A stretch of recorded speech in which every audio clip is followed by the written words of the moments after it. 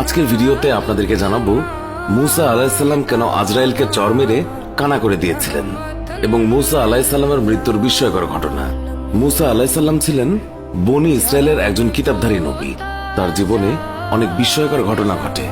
মুসা আলাইহিসসালামের বয়সও ছিল অনেক, আর সে কারণেই তিনি ঈসা আলাইহিসসালামের উপর কিছু দায়িত্ব দিয়ে বিশ্রামের সিদ্ধান্ত নেয় এবং মনে মনে অতীতের কথা ভাবে। এমন সময় মালাকুল মউত এসে হাজির হয়। মুসা আলাইহিসসালাম আজরাইল ফেরেশতাকে দেখে জিজ্ঞাসা করলেন, আপনি কি আমার জান কবজ করতে এসেছেন? আজরাইল বললেন, হ্যাঁ, আল্লাহ হুকুম করেছে এবং আপনার সময় শেষ হয়ে এসেছে। হযরত মুসা তখন জিজ্ঞাসা করলেন, আপনি কি মুখ দিয়ে আমার জান বের করবেন? আজরাইল বললেন, হ্যাঁ। তখন তিনি বললেন, এই মুখ দিয়ে আমি স্বয়ং আল্লাহর সঙ্গে কথা বলেছি। তখন আজরাইল বললেন, তাহলে চোখ দিয়ে জান বের করব। মুসা আলাইহিসসালাম বললেন, এই চোখ দিয়ে আমি আল্লাহর নূর দেখেছি। আজরাইল বললেন, তাহলে নাক দিয়ে নেব। মুসা আলাইহিসসালাম বললেন, আমি নাক দিয়ে বেহেশতের সুঘ্রাণ নিয়েছি। আজরাইল তখন বললেন, আমার এত কথার জবাব দেওয়ার সময় নেই, আমার যেভাবে ইচ্ছে সেইভাবে আমি জান কবজ করব। হযরত মুসা আলাইহিসসালাম আজরাইলের কথা রেগে গেলেন এবং বেয়াদব বলে তাকে কষিয়ে এক চড় দিয়ে দিলেন। এতে আজরাইলের চোখ দুটি বের হয়ে যায় এবং আজরাইল আলাইহিসসালাম কানা হয়ে যায়। এই অবস্থায় আজরাইল আলাইহিসসালাম আল্লাহর কাছে চলে গেলেন এবং আল্লাহকে সব ঘটনা খুলে বললেন। আল্লাহ আজরাইলের চোখ ঠিক করে দিয়ে বললেন, তোমাকে আর তার কাছে যেতে হবে না, তার জান কবজের ব্যাপারটা আমিই দেখব।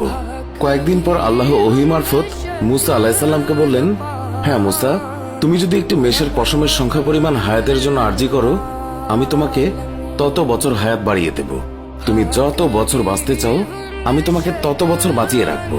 হযরত মুসা আলাইহিসসালাম এই কথা শুনে আল্লাহকে জিজ্ঞাসা করলেন, তারপরে কি আমাকে মৃত্যুবরণ করতে হবে? আল্লাহ বললেন, প্রত্যেক মানুষকেই একদিন মৃত্যুবরণ করতে হবে, এমনকি একসময় তোমাকেও তাই করতে হবে। তখন মুসা আলাইহিসসালাম বললেন, তাহলে এখনই আমার মৃত্যু হোক, তবে আমার একটা আবদার আপনার রাখতে হবে। আমি চাই মৃত্যুর আগে আমি একবার তুর পাহাড় দর্শন করে আসি।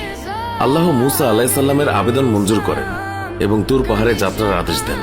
মুসা আলাইহিসসালাম বিলম্ব না করে তুর পাহাড়ে গেলেন এবং আল্লাহর নূরের দর্শন লাভ করেন। আল্লাহর সাথে কিছু কথোপকথন হওয়ার পর আল্লাহ সেখান থেকে বিদায় নেন। মুসা আলাইহিসসালাম তুর পাহাড় থেকে ফেরার পথে দেখলেন 7 জন লোক একটি কবর খনন করছেন। মুসা তখন জিজ্ঞাসা করলেন, এই নির্জন এলাকায় কার কবর খনন করছো? তারা বলেন, আপনার মতো একজন ব্যক্তির। আপনি চাইলে আমাদের সাথে এই সওয়াবের কাজে অংশগ্রহণ করতে পারেন। মুসা আলাইহিসসালাম কিছুক্ষণ কাজ করার পর সেখান থেকে একজন বলে উঠল, হে নবী, আমরা যার জন্য কবর খনন করেছি তার আকৃতি ঠিক আপনার মতো। আপনি একটু কবরে নেমে শুয়ে দেখলে আমরা মাপের পরিমাপটা পরীক্ষা করে নেব। মুসা আলাইহিসসালাম তাদের কথা মতো কবরে শুয়ে পড়লেন। শুয়ে পড়ার পর মুসা আলাইহিসসালাম বললেন, হে খোদা, এরকম নিঝুম জায়গায় তুমি আমার জন্য কবুল করে নাও। মুসা আলাইহিসসালামের কথার সাথে সাথে একজন ফেরেশতা তাকে আপেল খেতে দিল। বিসমিল্লাহ বলে যখন আপেল খাওয়া শুরু করলেন তখন তার জান কবজ হয়ে গেল।